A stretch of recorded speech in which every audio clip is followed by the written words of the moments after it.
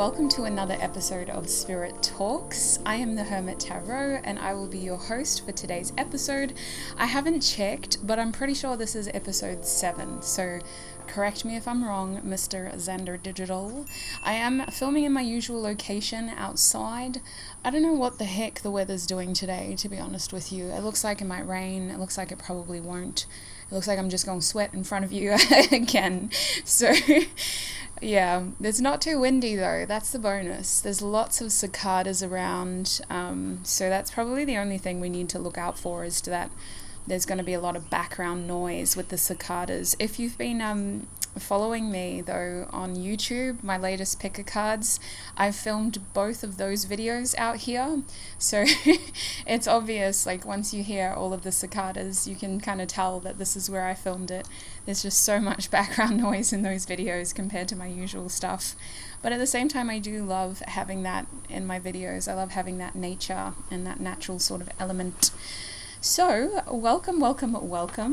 Before we get into our episode today, I do need to quickly pay my respects to the traditional landowners of the land that I'm filming, recording, and will be uploading this episode.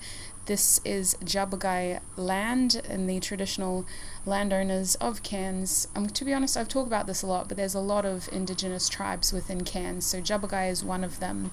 So I wish to pay my respects to the elders of the Jabagai tribe, past, present, and emerging as well.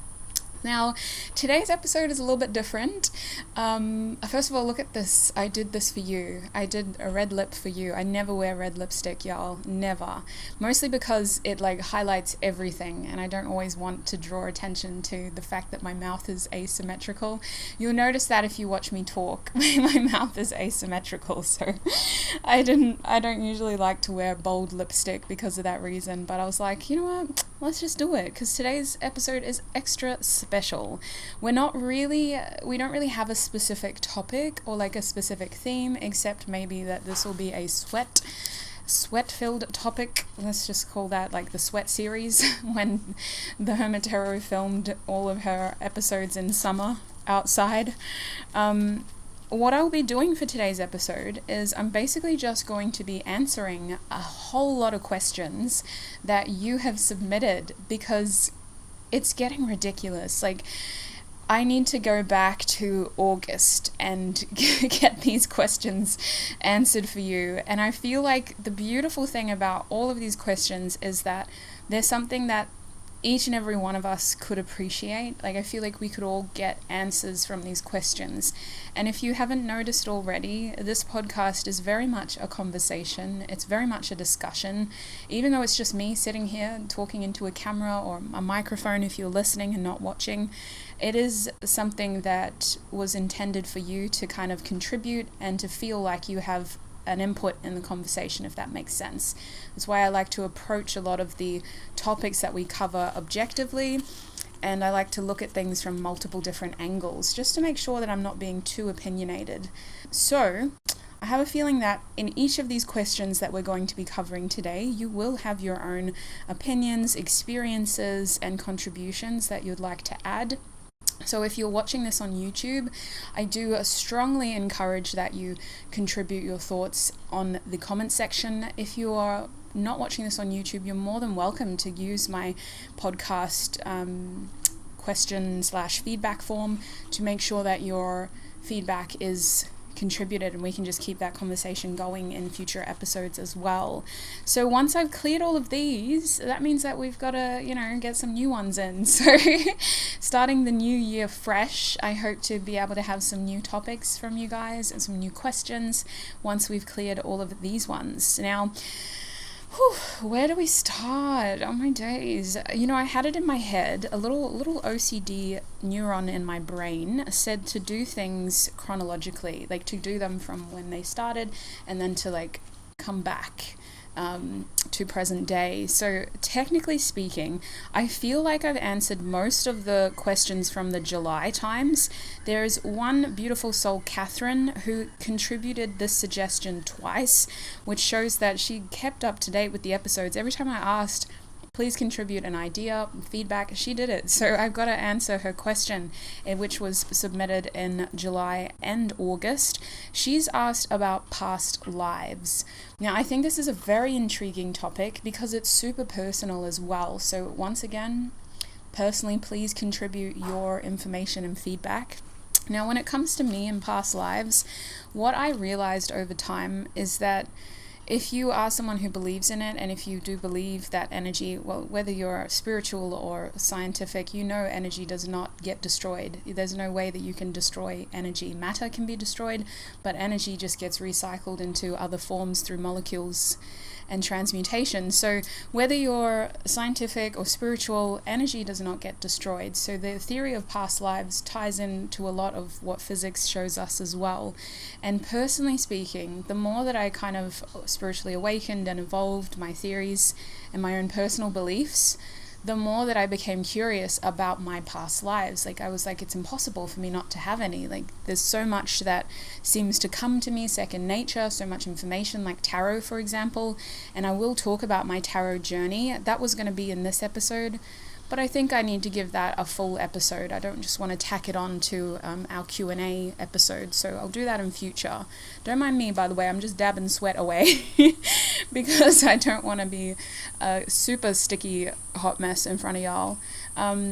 So I became very curious about my past lives in 2019 especially. I've always been curious, but I realized that there was probably a heck of a lot of shadow healing that I had to do, and I hoped that my past lives held the keys, if that makes sense, or like hints as to why I was so triggered by certain things and how to deal with this residual pain.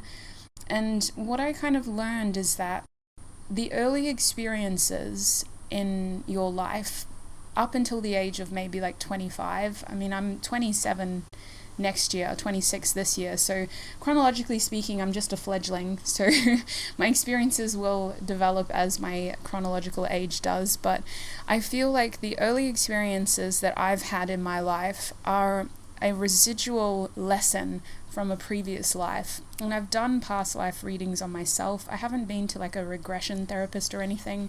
I haven't, excuse me, sweating down there. I haven't been to, anyone who was claimed to be accredited on such matters, but I trust my own abilities enough to be able to look into that for myself. And what I found was a lot of the experiences that I had early in life, like my childhood, for example, my relationship with my parents, my first serious relationship in terms of romance and that kind of love, my siblings, all of those early experiences in life were very much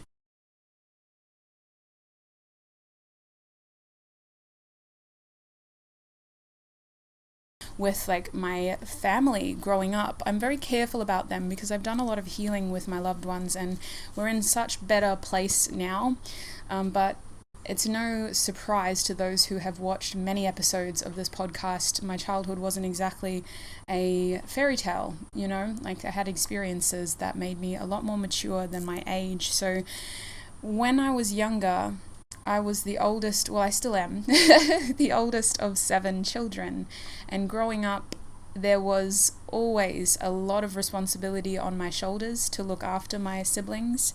And so I became a parent at a very young age, mostly just helping my parents while they had their own relationship stuff going on. And then when my parents separated, I stepped up into a more active role, helping mum while she was at work. I was like the one looking after the kids. So that responsibility was something that I experienced for a whole lifetime in a past life. Someone who gave their whole life to, their family, not necessarily having children of their own, but like someone who had to learn the hard way that if you don't make room for your own experiences, which is why I always preach main character energy, if you only choose to be the supporting role in everybody else's lives, then you risk sacrificing your whole individual experience. And in my personal opinion right now, the way I look at life and spirituality in general is that the meaning of life is to come here and experience as much as you can with as much opportunity as you have. It's as simple as that. You know, whether you have a very specific purpose tailored towards helping humanity, or whether you are simply here to just experience as much as you can. That is what my interpretation of the meaning of life is. And in one of my past lives, my soul experience was being the supporting role in other people's lives. And I learned that through all the other experiences that I had as well, which were very much lessons and little wrap-up, quick, like Cliff Notes versions of lessons that I'd learned in previous lifetimes, you know. I feel like the first 22 years of my life were me just catching up on past lessons in karma that I'd learned in previous lifetimes, and having to do it very hard and fast too, like big lessons learned very quickly, whereas in previous lifetimes I'd learned that lesson over the course of my entire lifetime. So that is what my opinion of past lives is. I think that if you're curious about your past lives and you want to explore it for yourself, it can be very insightful for you to look at those early experiences you had in life, the situations you were put in, the lessons you learned, the relationships you formed, which can help you understand what kind of life you've had. To bring a light-hearted note, because I don't always want these podcasts to be sad and heavy. Maybe when you were younger you had expensive taste, sweet pea, which could be an indication that in a past life you were leading that bougie lifestyle, you know, you were a lady or a lord, maybe a princess or a prince. So I feel that when we're first sort of born, our body and our soul does this thing where it kind of wants to catch us up on the wisdom that we've learned if we're open to it. So you are afforded those opportunities to fast track your previous learnings in order to get you up to speed with where you're at now. So that's where I'm at now. I feel like I'm out of that fast track lane and I'm just kind of learning new experiences, things that I haven't learned in previous lifetimes, which is a lot more digestible. I don't have to go through so much hard stuff so fast. I can kind of just enjoy the ride and experience it for the first time. So that's what I believe when it comes to past lives. Next, I guess we'll touch on manifestation. I had a whole podcast episode on manifestation with my beloved brother / producer, Xander Digital, who had an amazing 2021. Xander Digital, so proud of him, so proud of what he's done for himself, and nobody can take that away from him too. It's all his hard work. So very proud of you, Mr. Digital. But I do think we need to touch on this question by Phoebe, guides to manifesting and how to see and create the changes in your life. I'm just going to blast myself with wind real quick. Because this is getting ridiculous. Where I sit too, I'm kind of like blocked off from the wind, so even though the wind is there, it's not coming this way, you know? So I'm just kind of sitting here sweating like a sauna. What was I up to? Phoebe, guides to manifesting and how to see and create the changes in your life, basically anything to do with manifestation. Now, I am a firm believer in manifestation, but I think that a lot of people make it either too complicated or they forget the most crucial step. Manifestation is essentially co-creation with the universe. Whether you believe in spirituality, whether you believe in, destiny, or whether you believe that everything happens for a reason, or it's completely up to luck and hard work, The idea of manifestation for me is that it's a very simple, I think 4-step process is what I narrow it down to. I might be wrong, but the first step is setting clear intentions. You cannot go past this step. It's the most important step. And for me, if I'm manifesting something, I write down what I'm manifesting. So set clear intentions and be very clear on what it is that you want, but maybe try not to be too specific. So for example, when you're setting your intentions, there has to be an achievable way for you to step towards this as well. It can't just be, I want to be the Queen of France, and I want to also be able to marry the Duke of Edinburgh. Ew, yuck. Anyway, I don't know why I said his name. Sorry, sir, but no. There has to be an achievable way for you to get it. It has to be within the realm of possibilities. Otherwise, you're immediately setting yourself up for a level of failure. Now, when I say the realm of possibilities, it means that it comes back to that original idea of you co-creating. When it comes to manifestation, it's like a 50-50. You give and the universe gives back. But without you giving, you're basically just sitting there hoping and wishing for something to happen, which narrows down the chances of it happening. If you want your manifestation to be achievable and accurate, and not just a 1 in 50 million chance, then you need to set a clear, achievable intention. So maybe instead of saying, I want Billy Joel to marry me, maybe say, I want a partner like Billy Joel, who's talented, has passion for music, brings in such a powerful presence in the room. I want a partner who will have time for me, but also be ambitious and focused on their own goals. That's what I mean when I say set a clear intention, but don't be too specific. The next step is to write down what you need to do to be able to achieve your manifestation. So this is about focusing on what you can control and surrendering what you cannot as well. So the second step for me is looking into that manifestation, either writing down what I need to do first or going straight into the action phase where I start taking steps towards my manifestation. So I'll use my dream car as my reference because that's something that I have now, and that is something that I managed to get in my life in 6 months. So I had my eye on this car when it first came out in 2019, and I knew exactly what color I wanted. I knew exactly what color I wanted the seat belts to be. Like, it was that kind of bougie car, y'all. I could choose the color of the seat belts. I could choose the color of the tent. I could choose how many seats have, their own little electrical additions. And I was doing that. I was making my manifestation very clear in my head. I was building the car online. And then it got to a point where I was like, okay, so how do I get this car? So then I started researching the retail price, and I was looking at how much it would cost for me to drive it away versus pay it off through repayments. I was researching different loan schemes. I was looking into ways to make it more affordable for myself, more realistic for myself, because at that time I was working on a social worker's, an entry-level social worker's salary. So I wasn't working with a lot of money, but I was very good at saving, and I used that as a strength. So I did what I could to take steps towards my goal. It was still slightly out of my level of, achievement. It was still a entry-level social worker's salary trying to get this incredible bougie car. But I did what I could, and I took my steps there in terms of I saved the money that I would need if I wanted to get a deposit on a loan. And I made sure that my credit was healthy looking so that it ultimately came up to the financier to decide whether they wanted to give me the loan.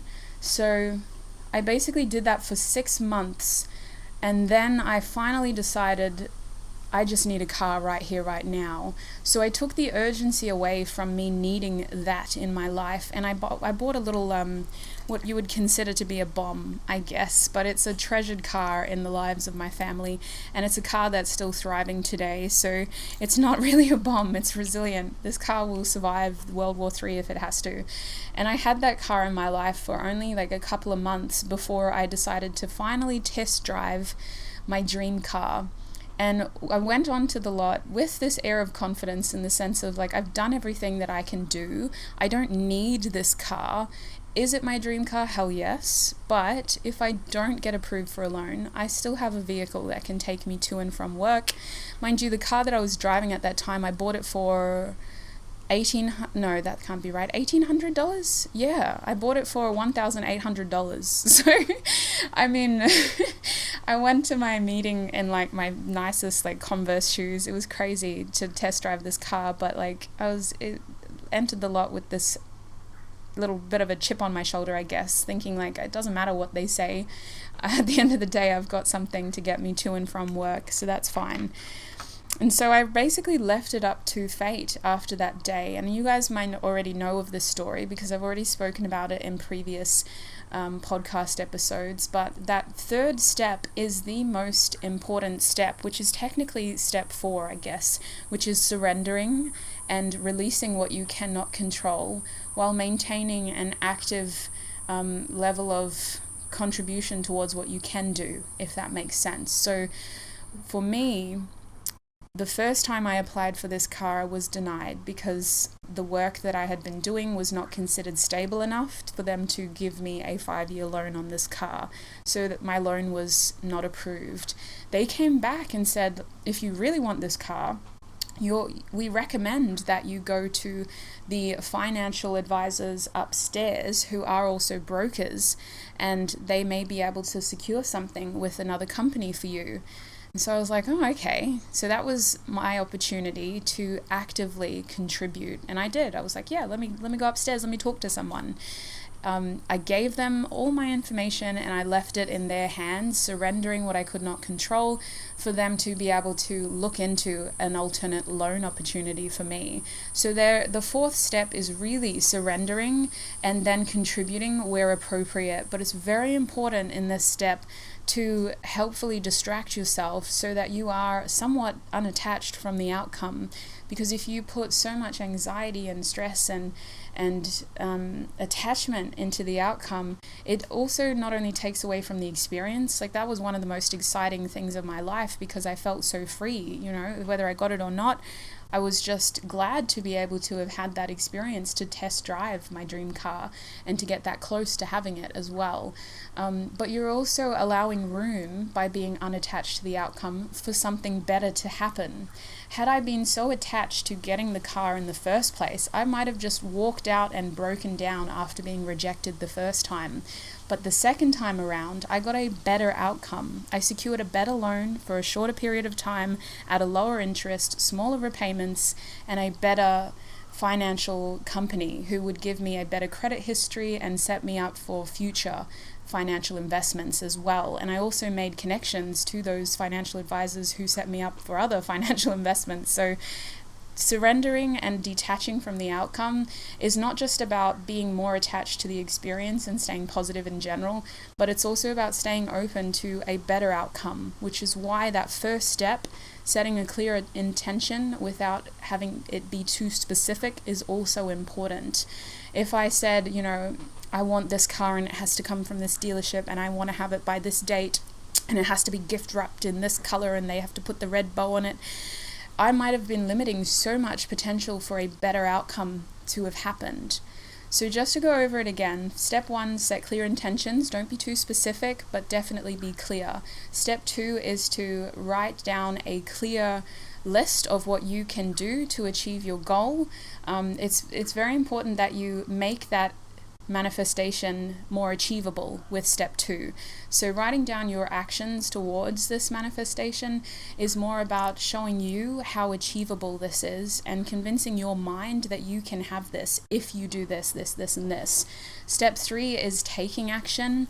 And step 4 is surrendering and reciprocating where necessary. But it's very much about staying unattached to the outcome, surrendering what you cannot control, and only reciprocating energy if the opportunity to act is offered. So that's as simple as manifestation is, y'all. It doesn't have to be this hoodoo voodoo scheme of hoping to win the lottery. As long as you are making your manifestation achievable through steps 3 and 4, 1, 2, 3, and 4, then 1, 2, and 3, then step 4 makes the whole thing much less hoodoo voodoo. I'm just going to have a quick drink of water before we keep going because, as you can see, I'm sweating bullets. Not even joking. Oh, Lord. I mean, look at this. These were 2 paper towels. They've shrunken into little balls of water. Oh, let me get some air back into my life. So, Kate has a question about twin flames, and I know a lot of you do, so we might talk about this and then touch on it throughout this episode because I think that a lot of you will have questions about twin flames. So Kate, I recognize your name because you always pop up. I know you're a part of this community, a very strong part of this community, so very privileged to be able to see your question and to answer it today. Kate's question is, if both parties in a twin flame can work out their issues within themselves and become more themselves, can they then unite in some kind of close relationship? Absolutely. And somebody had a similar question in a previous podcast, which I answered. The thing about these connections is that the labels are there to help us identify the experience. But it's not supposed to limit us. It's not supposed to take from us. You don't have to have a romantic union if you don't want to. You don't have to ignore each other for the rest of your lives if you don't want to. It's very important that with these connections, as long as you're factoring in free will and the fact that your twin flame as well as yourself will always have free will regardless of what a spiritual connection you may share, regardless of what spiritual connection you may share, then anything is within the realm of possibilities. You may choose to be acquaintances with your twin for the rest of your life. You may choose to be best friends with them. You may choose to have several romantic relationships with them and several friendships with them. It's very much about the two of you consenting individuals to decide that. There's no technical rules as long as you're not hurting yourselves or hurting each other. It's very much like any other relationship, and I think it only ever becomes more complicated when you factor in societal expectations and all of these other claims of like quick steps to union. It doesn't have to be like that. We don't have to make it more complicated than it is. It's as very simple as two individuals choosing how involved they want to be in each other's lives. So absolutely, you could choose to come together in any way that you want, presuming that within the realm of your individual free will, that's what you both want as well. What else should we go on to? Let's see. Oh, look at me, I'm sweating so much. Oh my days. I'm just going to keep talking about it too because I feel like I'm just constantly dabbing. All right. Let us see. We might go to Aaliyah. This question was a little bit confusing. I think it's because of my brain. I don't always read things well. I think I need to read more, to be fair. I wasn't always like this. I'm not sure. It's very difficult for me to sit and still for a very long time at the moment.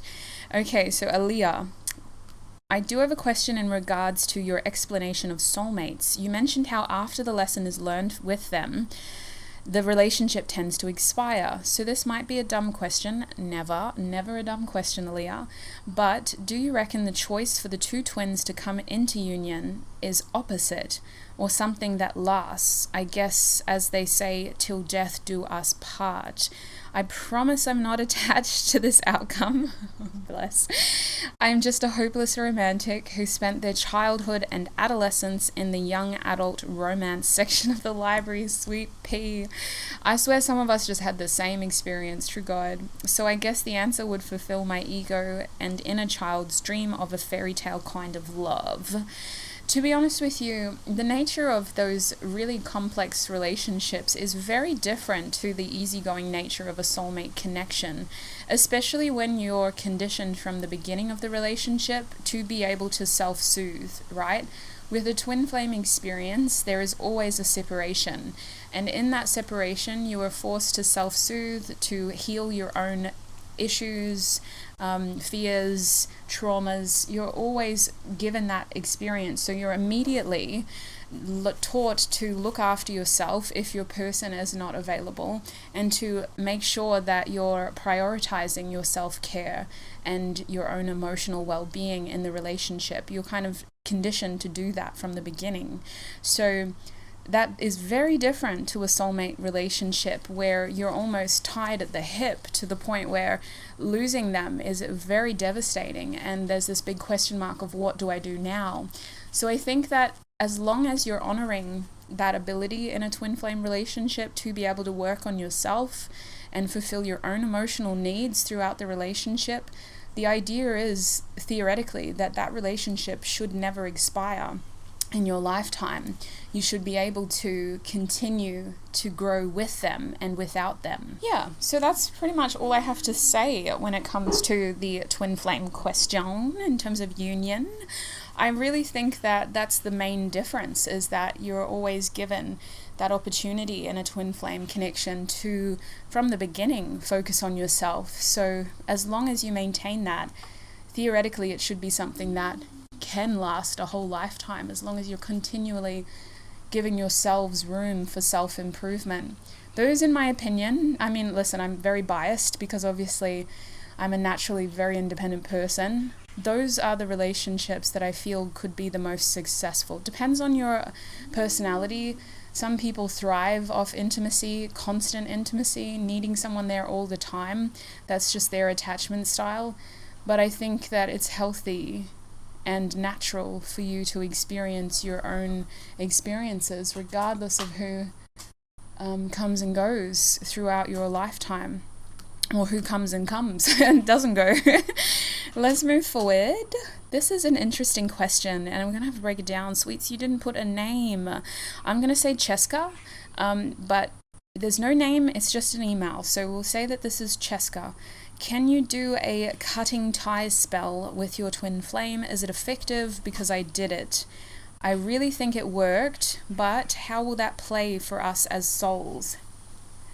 Like, will we not feel any more connection in the next life? Right now, in retrospect, I really did not regret doing that spell, because hadn't I have had done that, okay, it's not just me, I think my healing would take a longer time. Number two, I will get to the first question first. Let's answer the first question first. So I've seen these spells everywhere. You can get a cord cutting spell on Etsy, you can get one on Instagram. The right person for the right price, they'll tell you anything. Do I believe in them? Yes, because we have similar practices in my own culture with white magic. We have white magic and black magic. I know a lot of people don't believe in that, but culturally that's how I was raised, is that you can use your abilities for good and bad, however limiting or advanced those abilities are. Now, I do believe that it's impossible to sever connections to people, whether they're emotional connections, mental connections, infatuations, desires, love, or soul in this example. I do think that this would be considered tampering in some way because of free will. You cannot conditionally prove like that this is going to force someone to think differently, but I do think that it's a very powerful technique that can be used to liberate yourself. And if you've convinced yourself that you've detached from that person, then 50% of the work is done, and you would just hope that the other person gets the change. With the nature of a twin flame connection, energy is so strong, you don't have to say anything to know what your person feels and thinks. So I do firmly believe that if you were to do a cord cutting or cutting ties ritual or spell to the point where you believe that you have detached from this person completely, their energy would feel that shift, and they too would act similarly, if not the same. So I do believe that these things work. I think that it's very much something that you need to, it's not that it's irreversible, but it's certainly something that I would see you doing out of, like, for lack of a better word, desperation, in the sense of maybe you've hit your wit's end and you just need relief and freedom and individuality again, and all you're dealing with is pain. Then I could really understand why you do it. But I also want you to know that that pain is temporary, and it will naturally give you relief if you just let that pain guide you to the root of the issue. As someone who didn't follow that road of doing like a spell and paying someone to do that for me, I found relief in other ways and other experiences, and I eventually got to a point now where it feels like I'm just living my best life, you know, like as an individual, while also being aware of how impactful and profound this person is in my life as well. So there are other ways around it, and I think that's the best way that I can kind of explain your question, while honoring that aspect, that craft, I guess you could say, that little window of our community and what people can offer in that way, but also explaining to you that there are other ways of getting that relief as well. You don't need to pay someone if you don't have the means to, or if you've been questioning if it is it going to get better. I can tell you it will. It will. Number two, the question from you was also when that expiration date comes with your soulmate. I know we have free will to still continue the relationship even though we have already fulfilled the soul contract. Doesn't that mean it will kind of inevitably fall off after the contract, like the sparks will dim, like something karmic-y? That's such a good question, because I got so much feedback from that episode. Some people were really triggered, and a lot of people were triggered before they even watched the episode, which I knew was going to happen. I knew, like, putting out these strong opinions about something that garners so much interest, and honestly, like, from the other side, readers make a lot of money off romanticizing terms. So it was very controversial for me to come out and say, you may not marry your soulmate, and then explain in a 50-minute podcast that actually you have many soulmates and most of them will be friends or family. It was very controversial, so I'm glad that I'm answering these questions now. To be fair, the way that you need to look at soulmate connections is not focusing on that expiration date, because much like our life expiration date, we don't know when that day comes. I think that inevitably, interest and chemistry and passion will wane and sometimes expire, in the sense of, with certain people, as we grow, as we develop, as we live and experience life, our interests develop and our passions and desires develop as well. So what we once found to be very exciting may soon be very numbing and dulling. So naturally, as people and our interest in them will change as well. So I think when it comes to these soulmate connections, the less you kind of focus on that expiration date and the more you just focus on their current role in your life and their current warmth in your life, the better you and your person will feel, which is what I was trying to articulate in the episode as well. I didn't want you to focus on the fact that they're temporary or that they're something that we use, because that's not at all what I was implying. We're people, I'm people.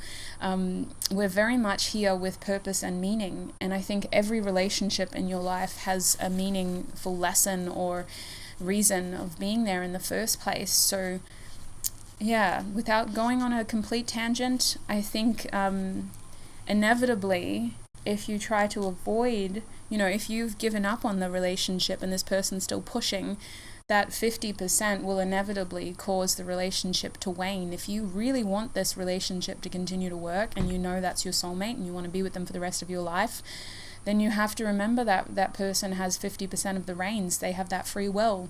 If they're not going to contribute, then naturally the connection is going to suffer as well. So that's just kind of going back to that twin flame thing as well. There's no rules here with these connections. The labels help us understand the experiences, but they do not dictate the limitations. It's very much about reminding yourself that every person has free will. There's no rules, but if we were to look at it theoretically, if 50% of that connection is given up, then naturally there's going to be a dead weight in that connection of someone who just doesn't want to keep giving, and it is going to eventually wane. I got to keep going because I talk so much and I've got so many more questions. What do you do when you can't let someone go, no matter how hard you try, and have only had a brief conversation with this person? I've answered that question in the twin flame one, so I'm going to leave that for now. Anne-Marie, thank you so much. The next question is by Jude, and this is asking about spiritual awakenings, ascensions, steps and stages. I did kind of talk about that with my Dark Night of the Soul, so I might skip that one too, but I do want to talk about spiritual awakenings in my tarot podcast episode, where I'll be talking about how I learned tarot, because my spiritual awakening was 90% of my journey with tarot. 5% was learning it theoretically. The other 5% was really practicing, I guess you could say, doing field research, and 90% of it was spiritually awakening and connecting with my intuition. So yeah, I want to talk about that in a future episode. I'm going to save that juicy question. I know I shouldn't be, but I'm going to save that juicy question. We also have Kimberly. Kimberly's asked for a mini-series where I discuss in-depth archetypes represented by each major arcana. This is something that I really want to do. To be honest with you, I'm thinking of writing a book about this, because I think I shouldn't share these ideas so publicly. Someone might poach it. But I think that is something that I personally would be able to use or do to share my tarot knowledge better than a workshop. I think that tarot and using and reading tarot is such an individual experience, and YouTube picker group readings really showcase that. They really showcase that every reader has a different style, they have a different way of interpreting, and nowadays there's no wrong way. There's certainly a base that we all operate from, but you bring your own flair to it through your intuitive abilities. So I would love to do a book where I use the major arcana to tell a story, kind of like the Fool's Journey, but I guess in a more modern way, so that it's more relatable and understandable, maybe digestible is a better word. And I think that would give the major arcana justice more than me just talking about it. You know, I really want to plan this out, think it out, and give the whole thing justice. Anjali, I just wanted to ask how we can assert ourselves to what we want in our lives, because sometimes we know what we want but still stuck in things which don't allow us to be what we really want us to be in this time. To be honest with you, this is something that I struggled with for a lot of my life. I let people tell me how to live my life for a long time, and I think that just comes with a level of naivety as well, and feeling a lack of courage. I feel like I can confidently say that I have main character energy now, and it really comes back to that MCE that I always talk about, main character energy, putting yourself into the driver's seat and seeing this as your opportunity to create the reality that you want. And nobody can take that away from you. You can only give them the power to take those chances for you, but you have to kind of release that, you know, they can't just take it from you. I think that getting that main character energy back is about slowly taking control back over the choices you make, the decisions you make, and the actions that you take as well. And for some people, building that confidence and courage back has to start very small. When I was at rock bottom with my mental health, I couldn't even drive myself. I couldn't even leave the house. I had agoraphobia. It was very much a mental warfare, getting out of bed and even just leaving the house. I couldn't even check my mail. It was so difficult, and those small tasks became huge mountainous sort of quests for me to conquer. So I started very, very small, and I took power away from that fear by making it very simple. All I had to do was, you know, walk 5 meters and look into the mailbox. I didn't have to take it out the first day. I just walked 5 meters and looked into the mailbox. The mailbox was probably 10 meters away from the house, and that's all I had to do, walk 5 meters. So I did that, and then I walked back inside, and my worst fear didn't come true. My worst fear was that somebody would look at me and go, oh my gosh, she's disgusting. Look at her. What is she doing? That's how bad my mental health was. I had a terrible self-image. I got back in the house and nobody said that to me. So I was like, okay, cool. So my worst fear didn't come true. Maybe I can try walk a little bit further this time.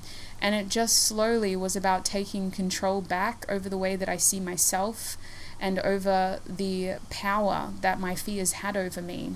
And I've slowly proved my fear wrong by taking these actions. I slowly proved that the worst case is not going to happen.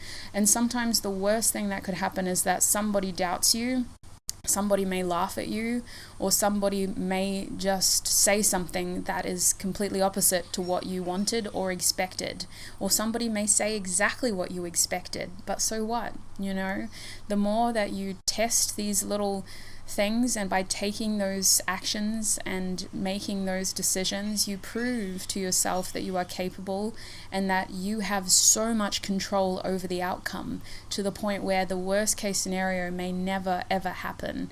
So I do recommend taking those small steps depending on where you're at. Maybe a small step for you is you want to eventually own your own business and have the confidence to reach out and gain a client base, you know, that trust you. So maybe a small step for you is to get into advertising. Maybe a small step for you is to build up your confidence in managing your finances, and build up your confidence in managing profits and losses and managing inventory. So you want to just sort of start small, whatever your goal is. It's all about building up your confidence and your courage and proving to your fear that you're the one that has the power and the control. So main character energy doesn't have to be on a scale of 0 to 100 real quick. You know, you can slowly take those steps, and you can also skip a few if you're feeling good about yourself. But it really comes down to how you see yourself as well, and how much power you give to your fears. Because if you see yourself in a good light, in a positive light, if you see yourself as someone that's confident and capable, then you are not going to struggle as much with your fear. But if you doubt yourself frequently, and if you see yourself as someone that lacks courage and confidence and that isn't good enough, then you are constantly going to be giving your power to your fear, and it's going to be very hard for you to step into that main character energy. So that is my advice for you, sweets, and you can do it. Like 5 years ago, man, I was I would even say 4 years ago, I was a very different person, but nothing is permanent in this life. That's what I'm learning. Like, everything is exactly as you see it on the inside. Your internal world dictates your external, and how you see yourself is very much how you will allow others to see you as well. So let's move forward. We're going to look at Michelena. I was wondering if you can speak about how we can protect ourselves when meditating, or just in general, against negative energy, and how to do a proper cleansing on oneself in a home environment. I have a whole podcast on protection, but I want to touch on this real quick. I'm not going to be long. For me, when I'm in a Zen state or a very open nerve state with meditating, I don't meditate as much as I used to be fair, but before bed I'll just kind of lie there and like push energy out of my body so that I'm not taking anything to bed, especially because I channel energy so much.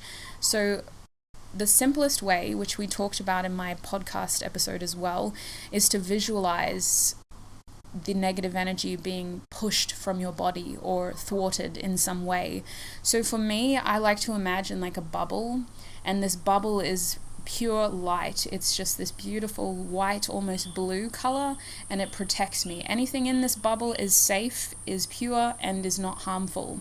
Anything that comes near the bubble cannot burst it, it gets repelled instead. So I use this bubble, and sometimes I extend it. Sometimes it's really close to me. Sometimes I imagine myself pushing it out and enveloping my loved ones as well.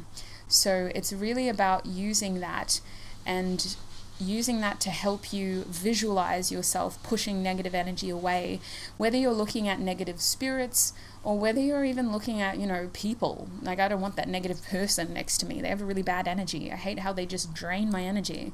So every time they come near me, I'm going to visualize myself pushing them away. And I've been able to do that with people too. It works. It really works. So you can start with that visualization technique when you're meditating, or even just when you're sitting there, eyes wide open, just like push that energy away. Body language is another big thing. This is something that many people who don't even believe in spirits will tell you. Arms crossed, and not necessarily like that. That's what I do, but you kind of want to be assertive. So arms like that, that's immediately crossing your body off from harmful energy. You can just look at someone and go, nah, don't try me. I'm not going to shake your hand. I'm not going to give you a hug. I don't want to exchange energy. Crossing your legs, crossing your arms helps protect you and indicate to that person on a physical level that you're not wanting to get too close to them.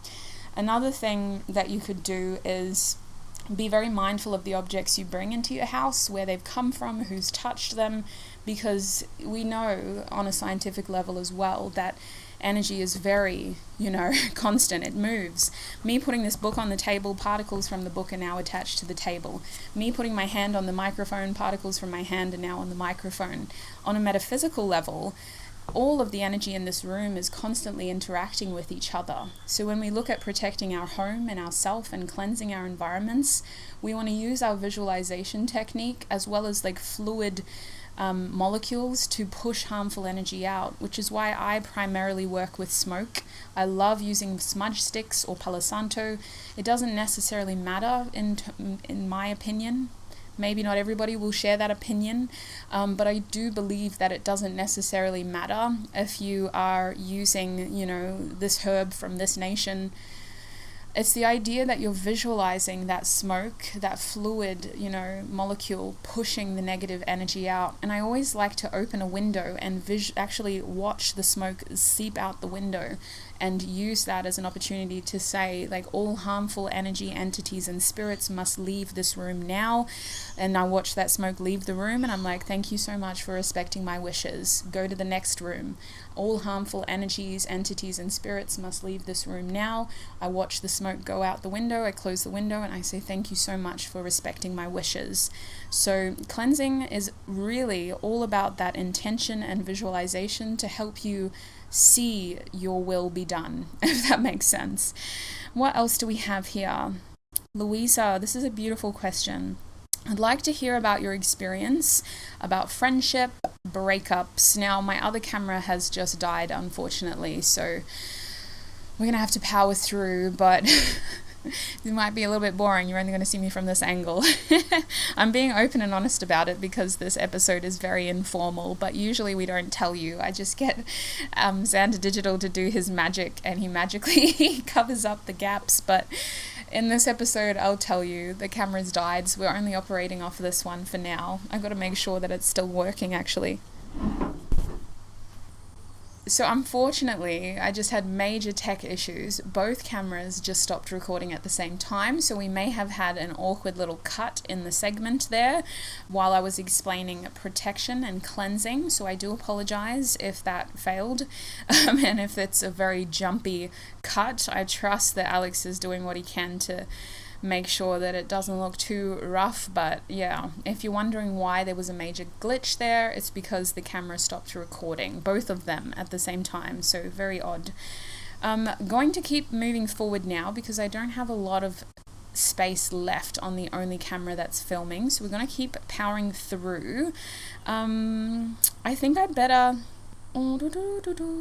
answer this question by Louisa. I'd like to hear about your experience about friendship breakups. I personally struggle a lot with letting friends go who are draining me energetically. Why is that so hard? Hey, Louisa, you're not the only person. For me personally, breaking up with a friend is way harder than breaking up with a lover. Like it's a lot more difficult, and I think it's because it's not something that is commonly discussed, and it's not something that is considered socially acceptable in a lot of cultures, if that makes sense. Or I'm just readjusting myself. So I think that it can be a very awkward experience, but it shouldn't have to be, if that makes sense. What I've learned over my recent years is that I'm a very empathetic person, and I'll share what's worked for me in hopes that it helps you. But it's as simple as zeroing back your energy when you start to notice someone taking too much from you. And I think the beautiful thing about a friendship is that it is multidimensional, not so much like a romantic relationship where once the romance is gone, like, what do you have left? Maybe a friendship. Nobody really wants to be best friends with their ex-lover, so you usually just cut it off and never see that person again. But with a friendship, you can afford yourself the chance to transform it and change it and work on it and let it dial back and develop into something more if you want, many times before you choose to cut that person off. You can go from being best friends with someone to an acquaintance, to friends, to they're basically my family, to somebody that I used to know, right? You can go through all those stages. You don't just have to cut somebody off immediately, unless of course they're causing you pain and you've decided within your own realm of free will that this is not someone you want in your life anymore. So what I personally like to do is I evaluate my relationships every 6 to 12 months. For the people in my life right now, I don't have to do this as regularly. It's usually just people that I'm unsure about, new people, or very volatile relationships that take a lot of energy. Every 6 months, I'll look at the pros and cons, as simple as that. I'll look at how much they give versus how much they take. I'll look at how much I give versus how much I take, because I've had to do that as well. Sometimes I expect too much from people. Nobody's perfect, so it's good to look at it on both sides, see whether you're the one that's draining the energy from the relationship. And then I decide, based on that analysis, whether it's a successful relationship or whether it's something that needs work. And if I've seen through that analysis that there's too many cons, this person takes so much time, every time I'm with them, I feel drained. All they do is rant and emotionally dump their energy onto me. I'm going to just kind of dial back and tell them that I just, I'm busy for now. And so what I'll usually do is I'll message less at first, I'll just take that obligation away from the relationship, take that power back, because sometimes people just expect you to constantly be there to answer their calls and to be at their beck and call. So taking that power back one step at a time can be very helpful. And then what I'll do is, I'll put the feeler back in and I'll agree to see them again. Are they still draining my energy? Yes. Okay, so maybe that was the last time I see them for a good time. You could just slowly start dialing your energy back and just feel what happens as it goes. If this is someone that you really don't want in your life forever, you need to have the courage to tell them that. It's not okay to just ghost somebody. It is very much offering them closure and offering yourself less guilt by saying, I really think I just need to focus on myself right now. I don't want to keep seeing you. Sometimes you can word it a lot better. I can't think of an example right now, but I just think that it's very important, if you have no intention of seeing anybody for the rest of your life, that you make that intention very clear. Ghosting can only lead to more guilt and feelings of emotional disclosure, like you can't find that closure that you're craving. So I would really, really, what's the word I'm looking for? I would really discourage you from ghosting someone. I think that if you really don't want to just do what I was implying with that dialing it back and just seeing, how you go with spending less time with them, then you should tell this person that you don't intend on maintaining the friendship anymore. I think that's very important, Louisa. It's not easy, no, not at all, but it's going to help you leave with a clean break, and it's going to give them the clear idea that you don't want to continue spending time with them. Let's keep going forward though. What else do I have here? I feel so nervous about this camera. I'm worried that it's going to keep stopping recording. Let's see. Oh, this is a cute question. Adia? I think it's Adia. My suggestion for the podcast is if you could please discuss about who is spirit, your ideas and thoughts on the universe, how does it work? Do you believe in other dimensions and life on other planets or in other galaxies? And how do we define universal consciousness, higher beings, starseeds, etc.? There is so much in this topic that I can't pinpoint it all, but basically just curious about universe and existence. I will definitely share my perspective on it. There's a lot of theories, there's a lot of beliefs, and there's certainly a lot of information about everything that you've mentioned here online. So I'll share my perspective because I think that I have a very broad perspective that may encompass many different people's beliefs. We'll start with spirit. So who is spirit? So for me, when I spiritually awakened, I was out of touch with my faith. I was raised in a Christian household through Anglican Christianity. I was baptized, and then I was confirmed as a Presbyterian through the Uniting Care Church, the Uniting Church of Australia. So I grew up with Christianity, and it's very common for some weird, bizarre reason. It's like we want to give ourselves more pain or more purpose for the pain, but it's very common for Indigenous Australians to be raised as Christians. It's like going back to the way that Christianity presented itself and forcefully intersected our culture. So many of us end up being Christians, but throughout my teenage years and as I was becoming an adult, I found less faith in Christianity in terms of the way that religion persecutes and takes, and I wanted something that was more about the unconditional love and the spirit that I felt when I would go to church, less about the persecution, because I always found that people would use religion as an excuse to hurt people and to kind of counteract their crusades. However you look at it, religion in my opinion is it's something that has extremes, like many things. You have your extremists, and then you have your kind of people on the other side, the minimalists, I guess. So as I spiritually awakened, I was looking for something in between, and I've always been connected to the Holy Spirit through Christianity. I could always feel it at church. I could always feel it when I would pray, and I would have my mother telling me, like, that's your ancestors as well, and I'd be like, okay, cool. When I was younger, I had interactions with my ancestors, and that gave me the same energy, and so I always had this understanding of like what it felt to have the Holy Spirit, if that makes sense. But as I got rid of the holy, all I was left with was the term spirit. And so I had that loose understanding. And then I started introducing myself into New Age spirituality and other forms of spirituality. And I noticed that a lot of other people would talk about spirit as well. So for me, as I was developing myself, spirit became the term that I personally used to encompass my spiritual team, my guides, my ancestors, my angels, and whoever else choose to benevolently join my spiritual journey, because I was also an open nerve at that time who was attracting a lot of spirits towards them, and I had to learn how to assert myself and protect myself from malevolent energies.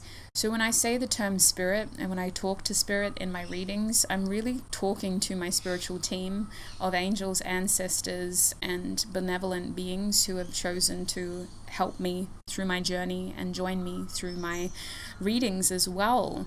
Now, in terms of how spirit relates to the universal consciousness, my belief is that every single thing that we can touch, taste, smell, see, hear is possessing energy. Energy is constant. Light, on the other hand, the way we perceive it through reality, through our eyes, through what we choose to see, is very different and can be malleable and changeable and what we would consider mutable, I guess.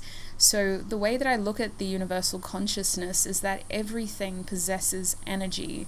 And some people, this is another rabbit hole, but some people only see the energy. Some people can only see matter, like energy moving, you know, all they see is auras, or all they see is the molecules. They don't necessarily see things like we do, which is why there are certain discrepancies between colors.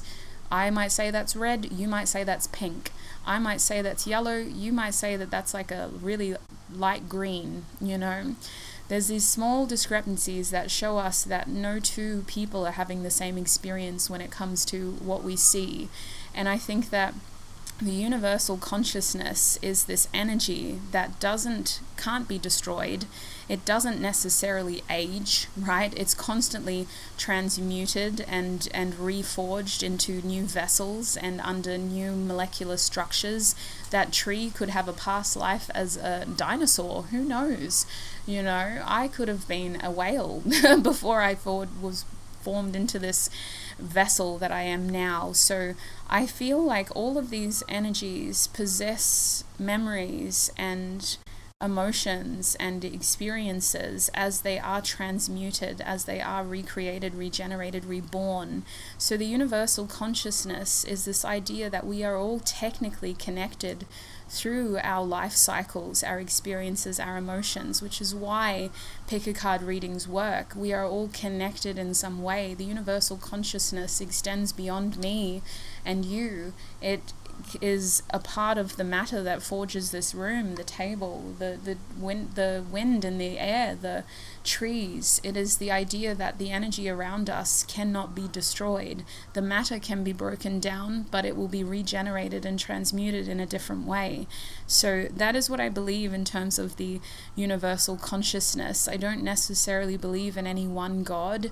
I believe that it is a matter of our energies all working together and being reborn. A little piece of me might turn into a mealworm in the next life, while another part of me could become a squirrel. And maybe if I'm lucky, eventually this vessel and the energy that it stored will be transmuted into another being, and I will live through with previous feelings and experiences from my past life under a new life cycle. So that's how I see universal consciousness. Now, I do believe in other dimensions. I believe that time is non-linear. I feel like we're shown that time and time again. I feel that we use time in a helpful way as it fits our structures and the way that we want to live and measure our lives under this lifetime, but I also think that a lot of time is non-linear because of the way that energy moves and the way that experiences unfold between two people. One person may experience a very different 60 seconds to the other person. So the way that I see dimensions is that we have the 3D world, right? Where we're very much connected to what our eyes see. We have to tangibly feel, touch, taste, hear, and move things with our senses. We have to experience them with our senses.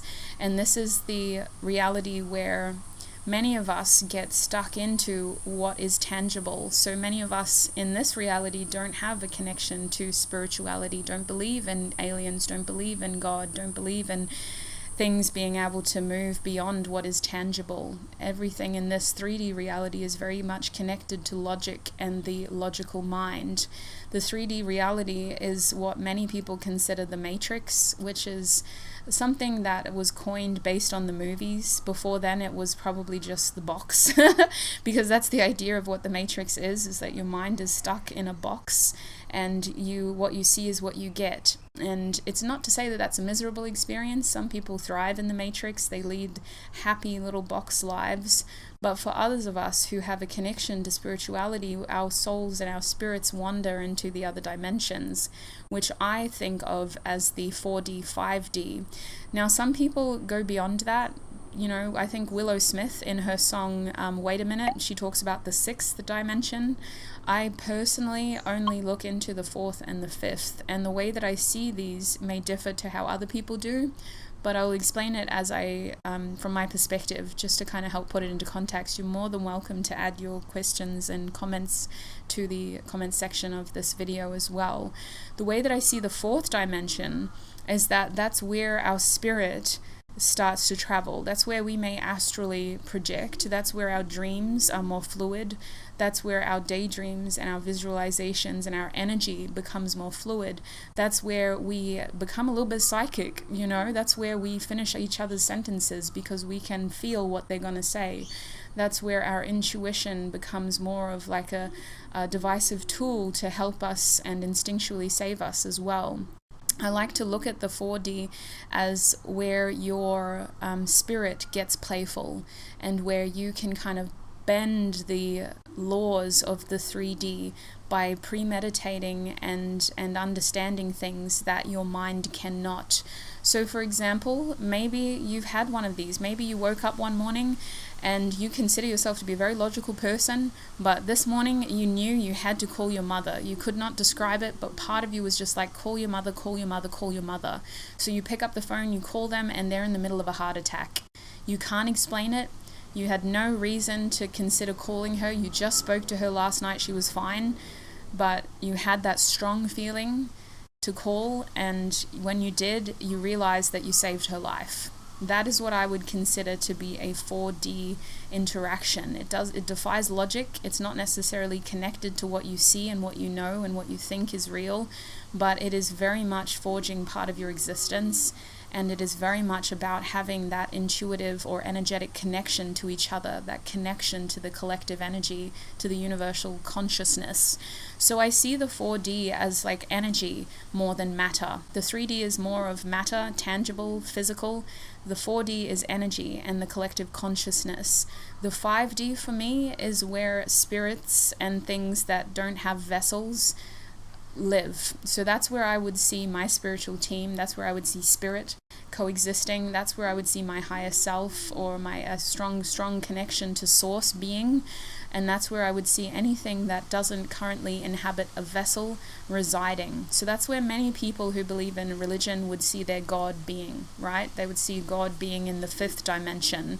Anything that does not have a direct connection or tie to the 3D world would exist in the 5D. And that's where you will see most of your crown chakra interactions happening, because this is where I consider source to be. So that's how I would break down the dimensions. when it comes to like 2D and 1D, I don't really look at it that way. I look at it as 3D because it exists in a three-dimensional way, right? What you see, what you touch, what you taste in terms of your senses. When I look at 4D, it's because we're looking at the energy, and 5D is because it's not actually connected to the 3D, but it sees everything, and it's more connected without being a part of the experience, if that makes sense. It's like looking at the game master. We're the game in terms of the 3D, our spirit is the controls, and spirit in terms of the 5D are like the game masters who are able to see the controls, see the game, and see everything before it happens. So that's how I would break down the dimensions, my idea of it. In terms of life on other planets, I'm a skeptical enthusiast.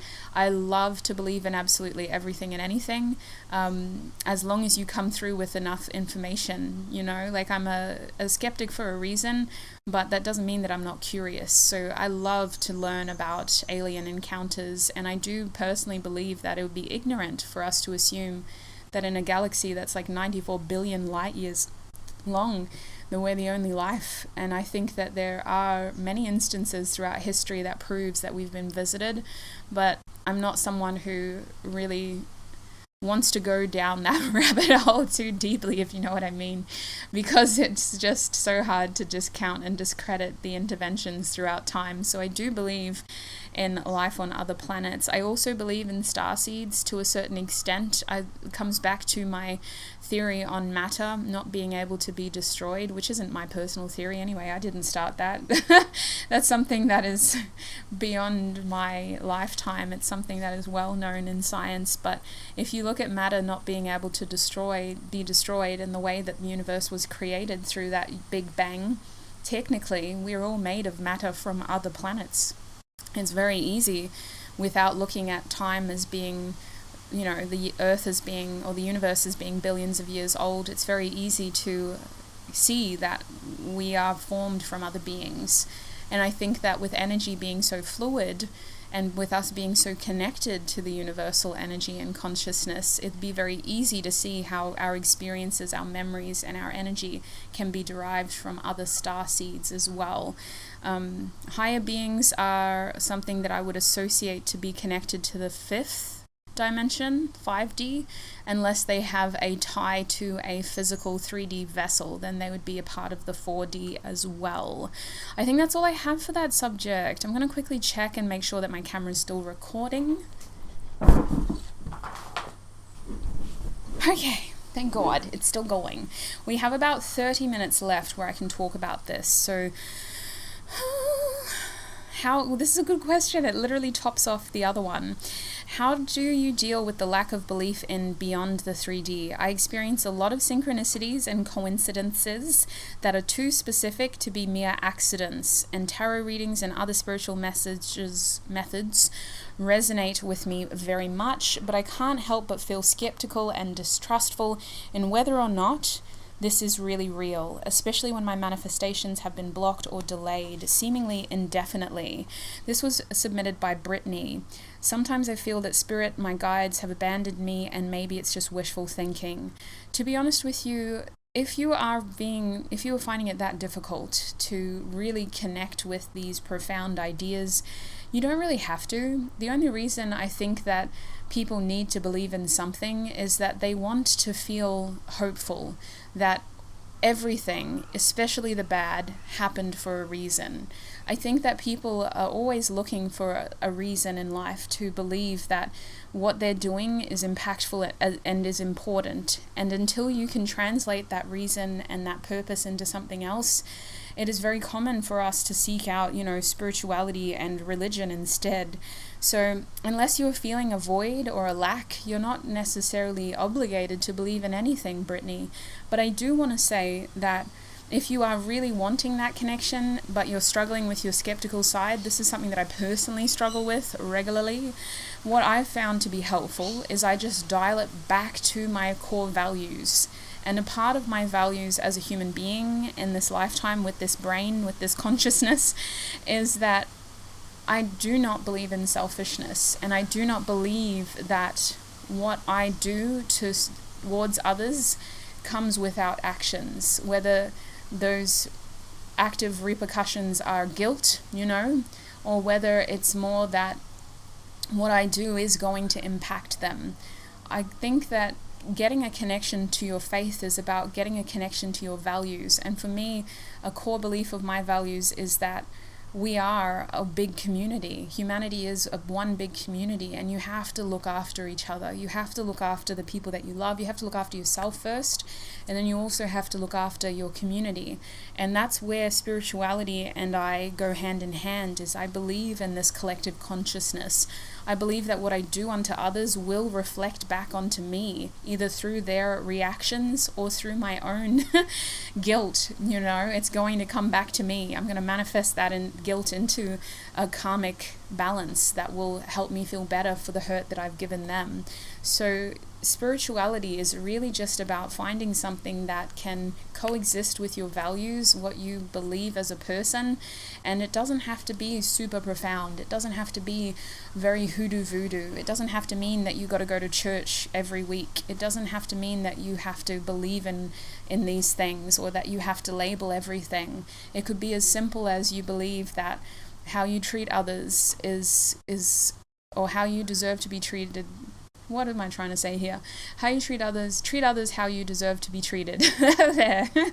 So it's really just about, for me, coming back to your values when you're very skeptical and finding something that can translate from your values into what your soul is craving. Because like I was saying before, I went through a long part of my life where I didn't believe in God. I didn't believe in his religion.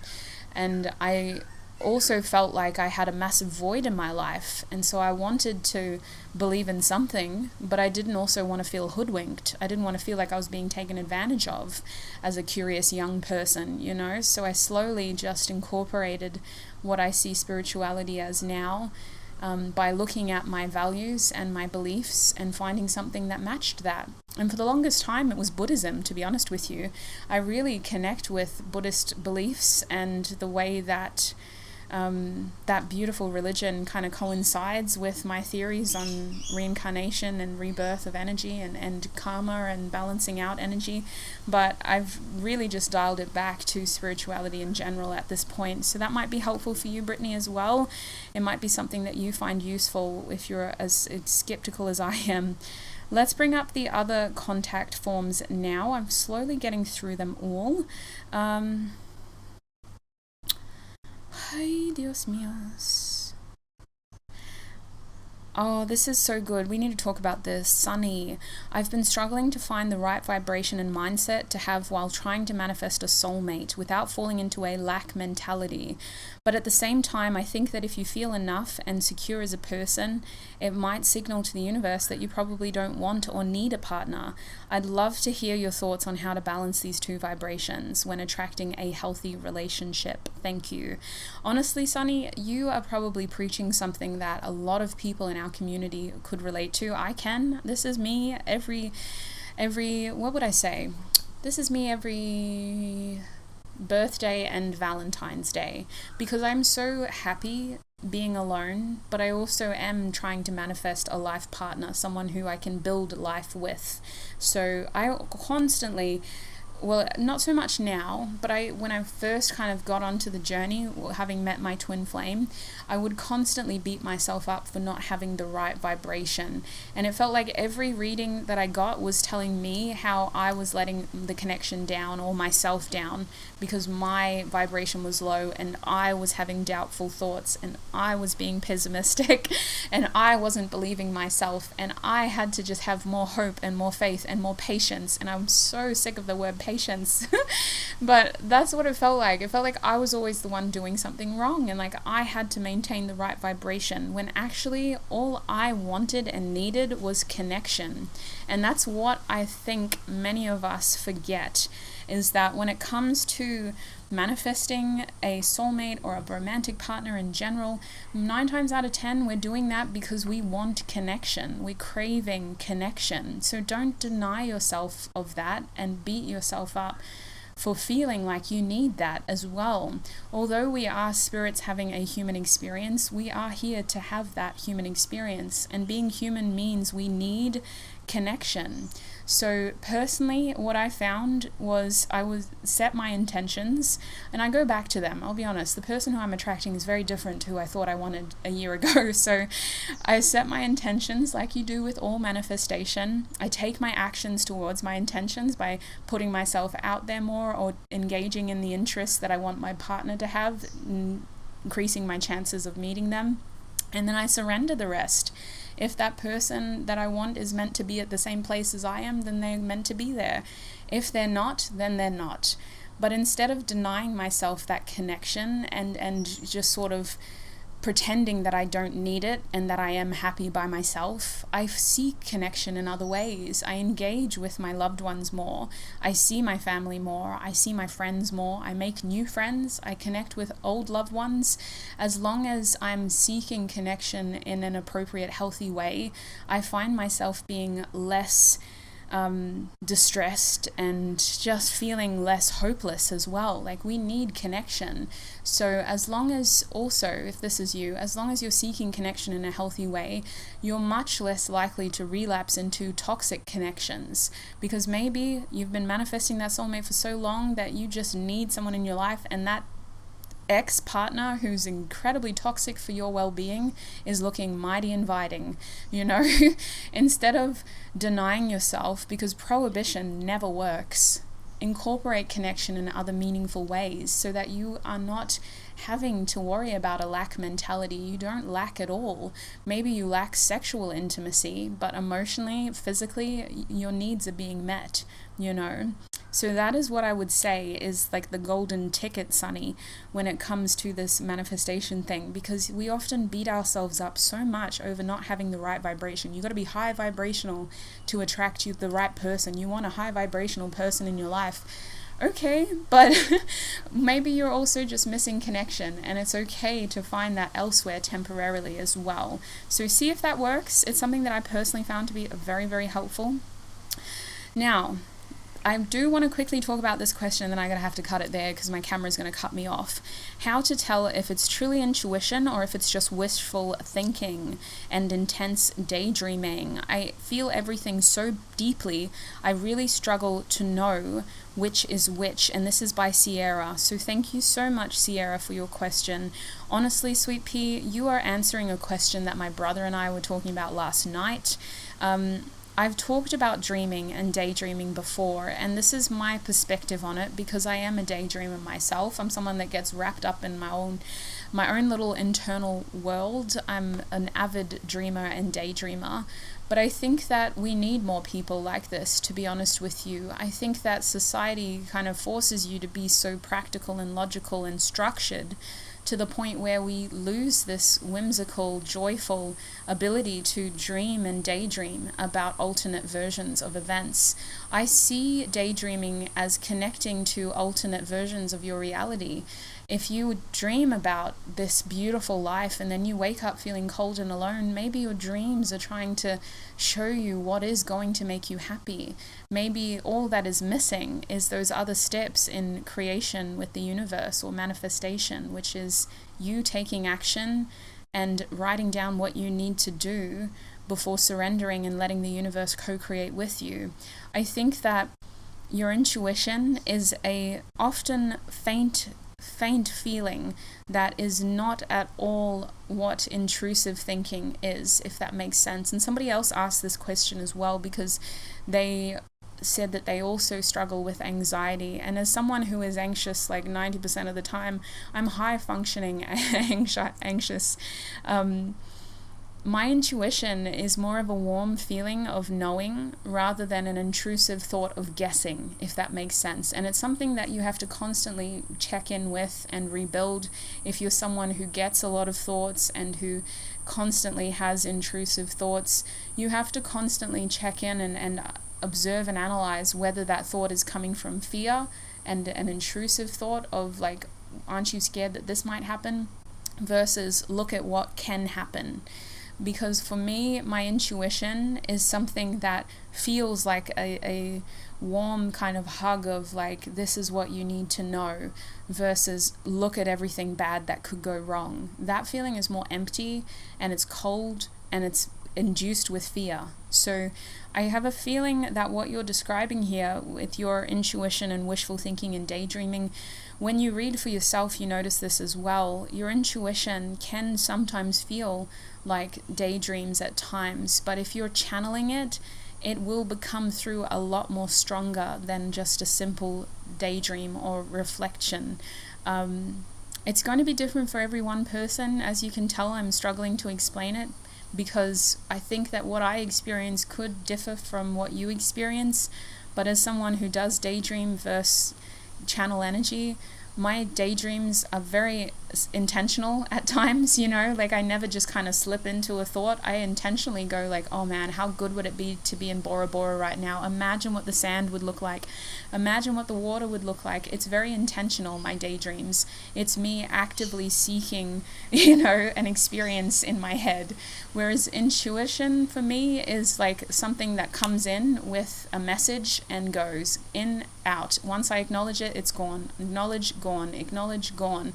An intrusive thought for me, it comes in with a strong feeling and it forces me to face it. And even when I acknowledge it, sometimes it's still there, and that is what I associate with my anxiety versus my intuition versus my daydream. A daydream is intentional. Intuition needs to be acknowledged and then it's gone.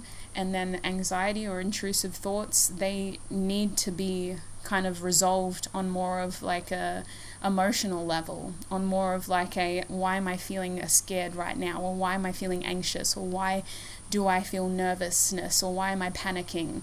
Usually intrusive thoughts are linked to an emotion that needs to be kind of dealt with, and until it is, those thoughts don't go away. Whereas with my intuition, sometimes all I have to do is just acknowledge it, like, oh yeah, I did leave my keys on the table, thank you, thought's gone.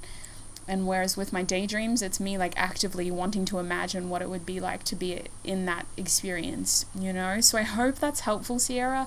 That's the best way that I could describe it from my personal experiences, and I hope that that corresponds with what you experience as well. But as I said, we're all different people going through a very similar yet different experience, so maybe that helps put it into context for you. I think I'm gonna have to leave it there, you guys. Unfortunately, we still have so many other questions left. Only 4. Look at this. Only 4. Only 4 questions left. So I'm going to have to go through those questions in the next episode. If you would like to add a question in there, you're more than welcome to, because I've just cleared my inbox, so it's looking a little bit empty. If you would like to contribute any questions, feedback, suggestions to this podcast, you're more than welcome to on my website. I'll put the link in the description box. Wherever you're seeing this, you'll be able to find the link on Spotify. If you're listening to this on Apple Music or Apple Podcasts, should I say, Google Podcasts, Amazon, Deezer, you'll be able to find it there. You just need to click on more info or episode description and it should be down there. Thank you so much for tuning in. It has been an absolute pleasure to connect with you and to be able to answer all of your questions. If your question was read today, please don't be shy. Comment or reach out and let me know. I love exchanging energy with you guys, and this episode has been a long time in the making, so I'm glad I finally did it, and I'm looking forward to sharing a new episode with you very, very soon. But bye for now.